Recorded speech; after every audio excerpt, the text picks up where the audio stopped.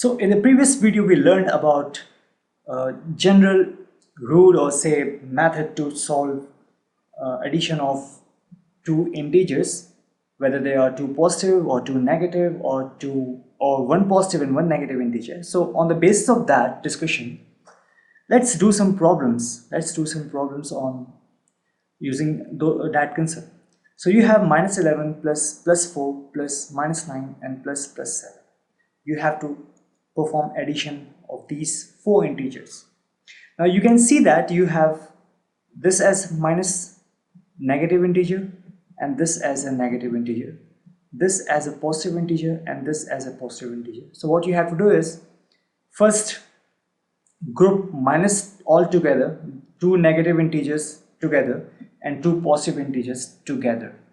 So in this case you'll get this is -11, so -11, then plus this -9, group it together, that is at the same place, and then plus this is +4 and this is +7.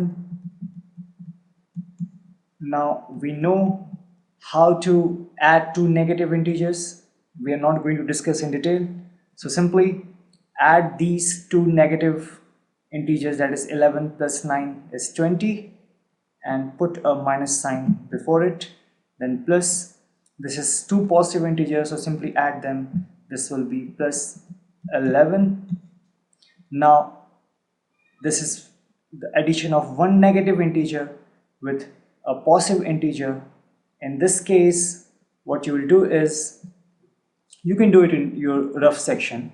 So this is -20 plus 11, one negative, one positive. First perform subtraction, that is subtract smaller number from larger number. You'll get 9 here. Now since minus sign is associated with 20 and 20 is larger than 11, therefore you'll put a minus sign here, and therefore the answer will be -9. Let's take one more.